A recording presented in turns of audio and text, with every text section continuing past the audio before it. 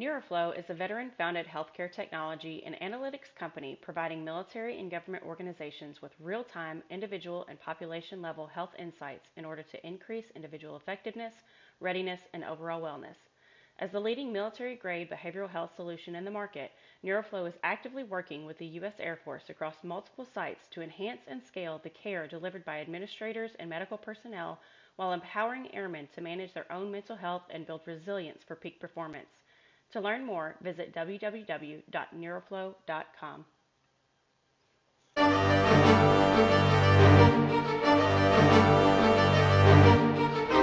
Hey everybody, what's up? Welcome to episode 3 of Veteran Trash Talk Female Warrior Edition. I am so excited to have our guest Dary on tonight, but first I just want to give a little shout out to our sponsor NeuroFlow. Leaders, make sure you are going to NeuroFlow and using that for your team. All right, Dary, hello, how are you? Hey, how are you? I'm doing well. Thank you so much for coming on tonight.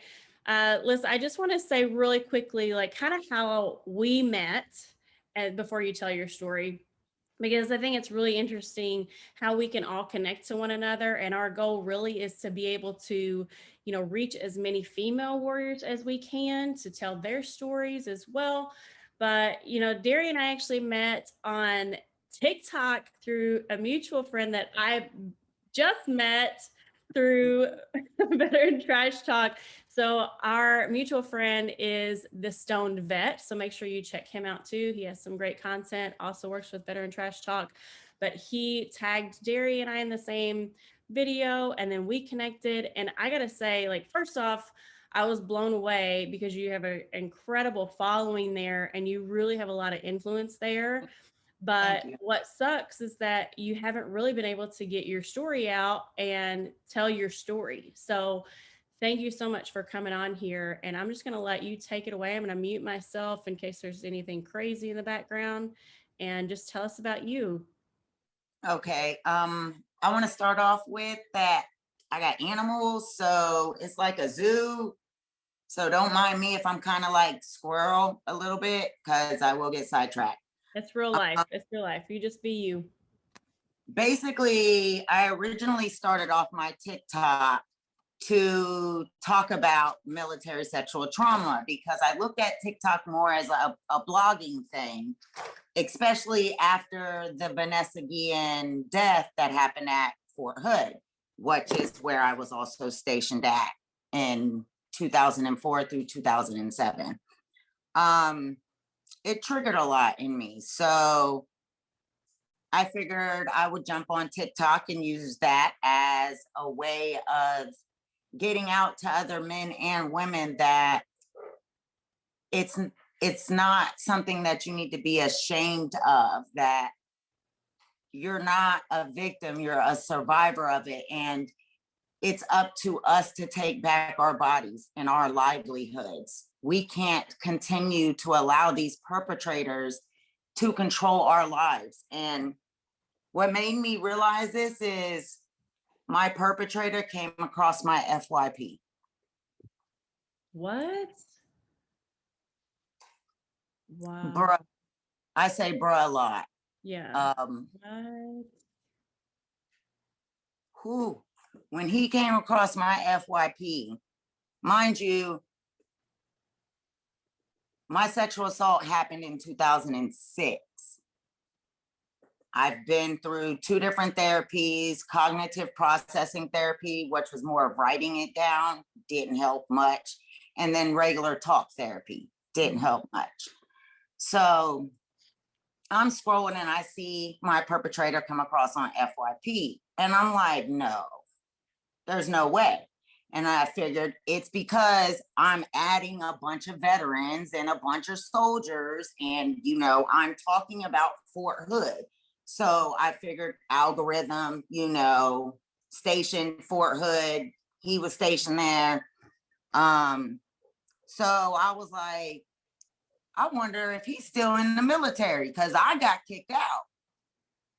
I got kicked the fuck out for reporting it.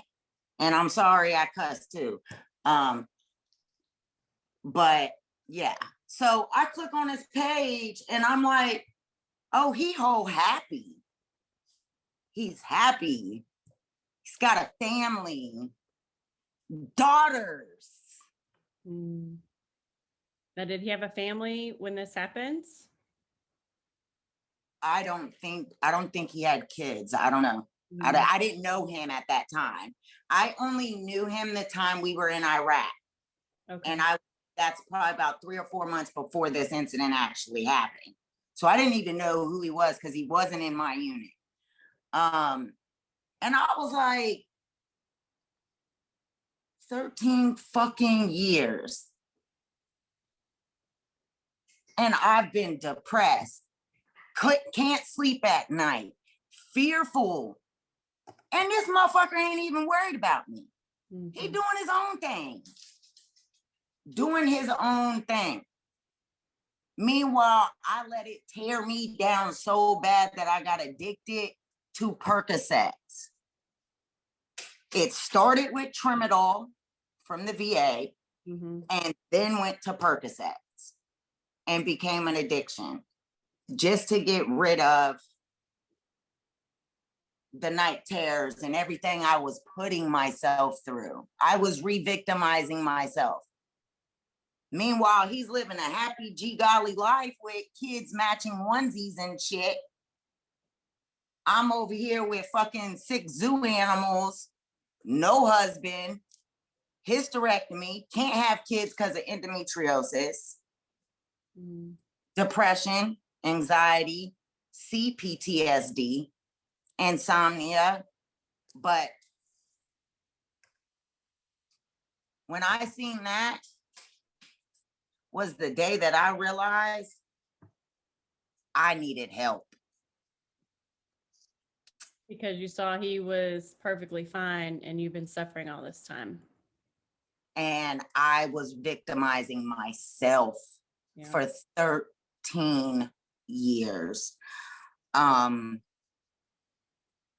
this was all during the time of the Vanessa Guillen situation. So not only was I triggered, extremely triggered by the Vanessa Guillen situation, but he comes across my FYP. Right. So I immediately call my VA doctor and I call my psychiatrist. I was like, you need to get me a psychologist. I don't care where she's from. I'll do it via video chat. I need to do prolonged exposure right now. Right. And he was like, why prolonged exposure? I said, I went to social work school. I've studied all the evidence-based therapies. I know what prolonged exposure, is intended for. I've done it before for my brother's murder when I was in the PTSD program in 2019, and it helped out. So why not do it for this? I know it brought forth memories in my brother's murder, so I know it would bring forth the memories that I needed to heal. And it did. I did 15 weeks of it, just finished it in November. I'm still working on the daily in vivos, which are homework assignments.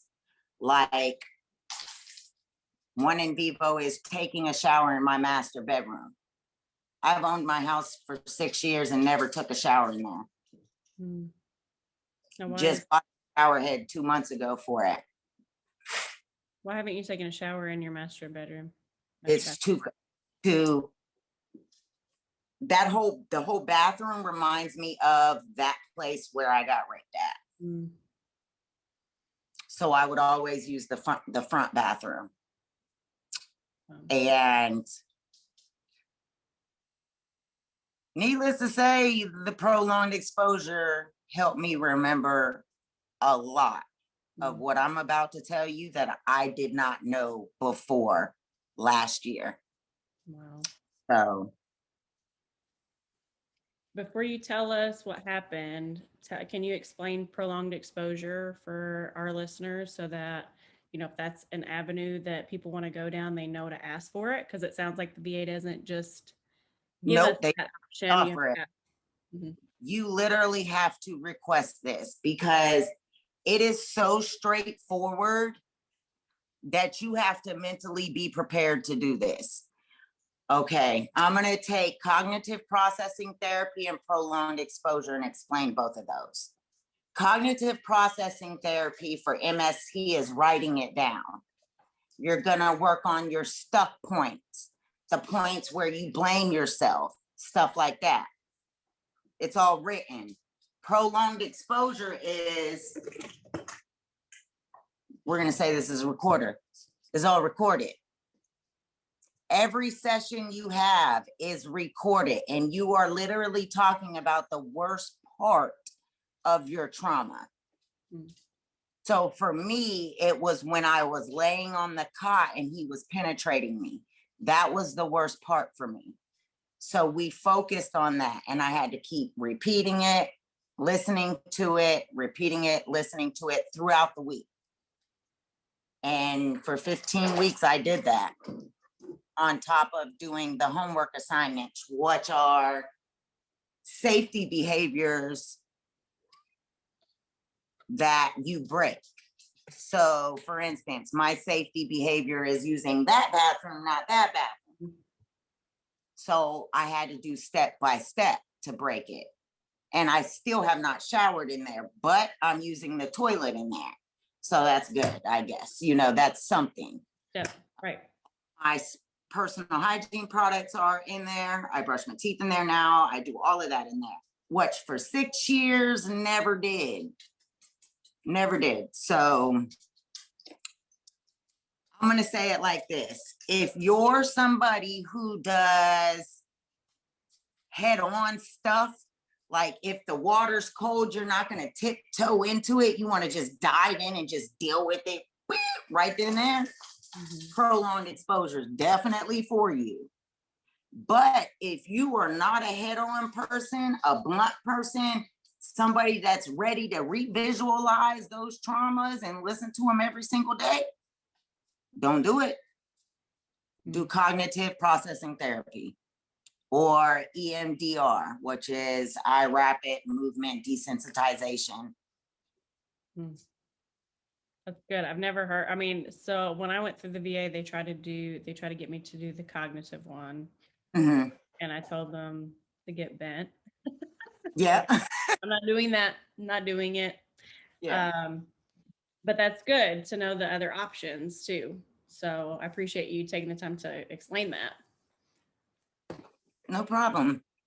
I just hope that's what I wanted to do at my TikTok, is so that women knew that there is help, but you have to legit ask for these are the specific terms you have to say for these specific therapies that you want, or else they're just going to throw you in anywhere.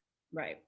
You know, they don't know, because there's only 2 in Central Florida, 2 MST coordinators. So not every VA has one.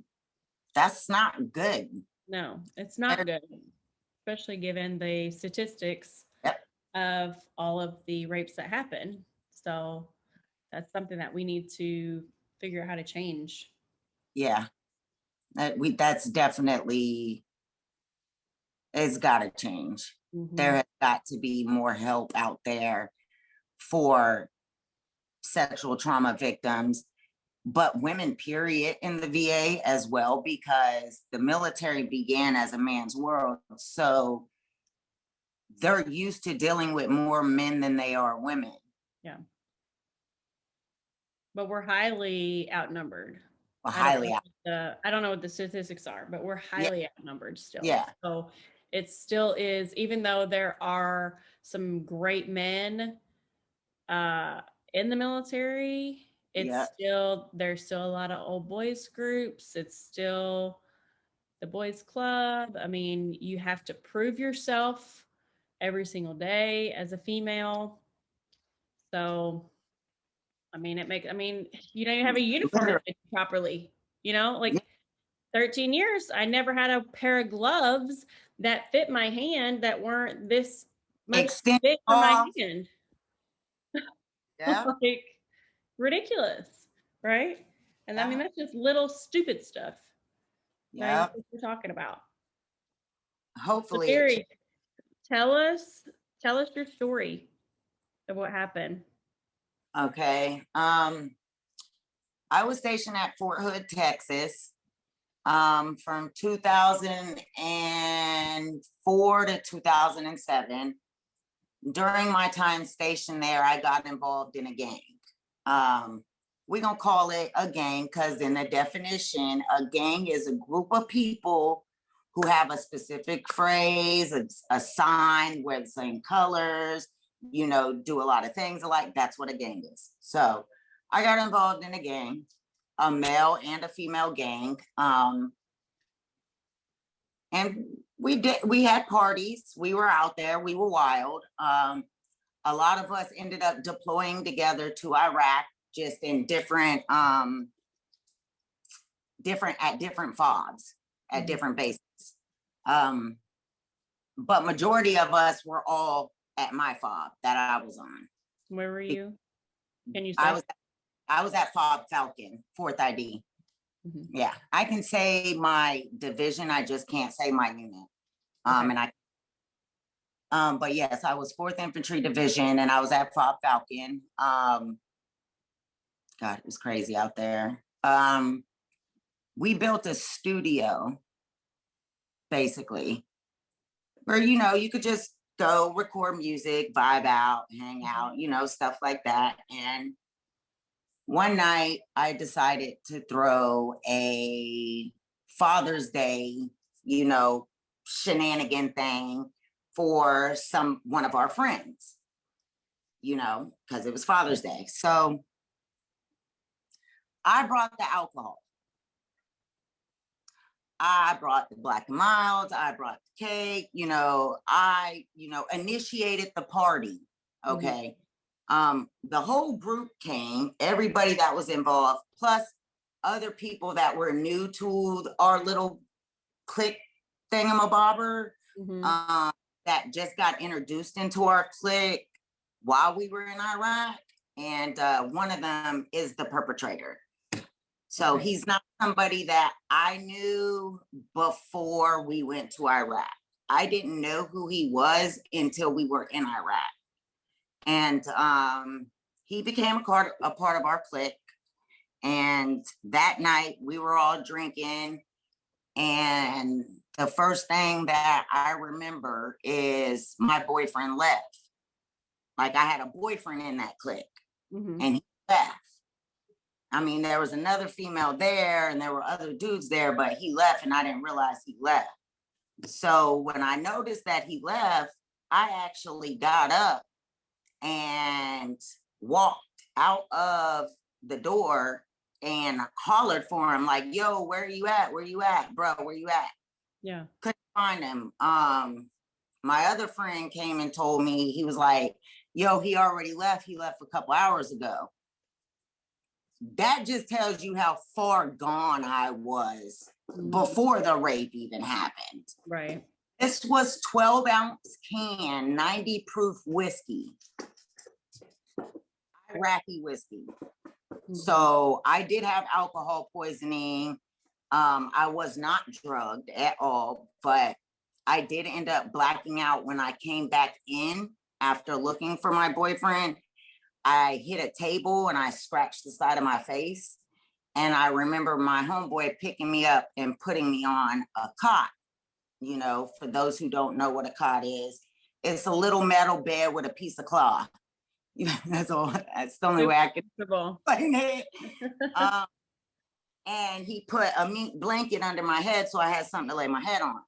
And I immediately just threw up everywhere, just from the movement. And I ended up laying my head in throw up. The next time I woke up is when I felt this sergeant penetrating me. I was laying on my stomach. My pants were almost knee down. And the only reason that I knew something was going on is because I had 3 surgeries prior to that deployment because of endometriosis and scar tissue. And that immediately woke me up from the blackout, enough for me to look over my shoulder to see what was going on. And he looked me dead in my eyes like a deer in headlights. Stop. That was it. I didn't feel no more movement. I threw up, blacked back out. When I woke up, no one was there except for the girl sleeping. She was knocked out. That's it. And I remember somebody on the computer doing something on the computer. Nobody else was there though. So I walked out. I was able to get up and walk out. And my pants, I had to button them. And the porta potty was literally right outside that door, pretty much, like a couple steps outside that door. I walk out to the porta potty and I immediately put my hands down there. And I could feel the swelling. That's when I knew that I had been raped. That's when I knew I was sexually assaulted. That when I blacked out and I came to for those couple of seconds, it was not a dream. It was real life. Yeah. So at that point in time, I needed to figure out what's the safest way to do this. Being completely intoxicated, barely able to move. Only thing I could do was lay back down on the cot. I left the bathroom, walked back in there, and laid back down on the cot and cried, hoping somebody would hear me. Somebody did. My homeboy came in and said, "What's wrong with her?" I ain't gonna say my name, but what's wrong with her? Why is she crying? He comes in, the perpetrator sits on my cot, literally on my cot, on the edge of it, and is rubbing my back. What? Saying, "I don't know what's wrong with her. I just heard her crying." My homeboy said, "This isn't like her. She's not one to just cry just for no reason. Something happened. Help her get back to her room. Take her stuff and help her get back to her room." I couldn't So say that's the perpetrator to help you because he Yeah. didn't know. No, he didn't know. From my knowledge, he didn't know. Mm-hmm. I don't know. Right. So the perpetrator walks me back to my room. Okay. Supposedly between the time of us walking to my room, I stopped and talked to my roommate who was at work at the time. And I vaguely remember him grabbing me saying, "Don't say what happened because you're going to get us all in trouble and you're going to get the studio shut down." Mm-hmm. And the only reason I vaguely remember talking to her is because my roommate tells me how much she was traumatized by the situation. And she was not even there. What? She said when she seen me, my face was completely pale. And I had bruises all over me, chunks of throw up in my hair. Same with my battle buddy that was across the hall, which is where I'm about to get to now. Mm-hmm. So the whole walk, I don't remember nothing. All I remember, even still, is him grabbing me, saying, "Watch what you say because you're going to get us all in trouble and the studio is going to get shut down." We get to the barracks or, our building. He throws my stuff in the room. I wait for him. I'm watching him through the window of my room come down the barrack stairs. As soon as I see him come down those barrack stairs, I immediately walk back out my room and I knock on, I almost said her name, knock on my battle buddy's door. And she opens it and I don't remember this. I'm going to tell you what she tells me. I look like a ghost. She said she's never seen me like that because I'm normally a happy, bubbly type of person, or either I'm angry, mad. She said the way that she saw me was like my soul left my body. Oh. She supposedly went and told another NCO, I don't remember this either, what would happen if one of our battle buddies came to us and told us they were raped? And that NCO told her, "Well, you need to tell us what's going on," pretty much. So my battle buddy didn't budge. She didn't say shit, which is good. Meanwhile, that gave me time to go take a shower and try to recuperate. I called my boyfriend. He came right over to my room and was like, "What the hell happened?"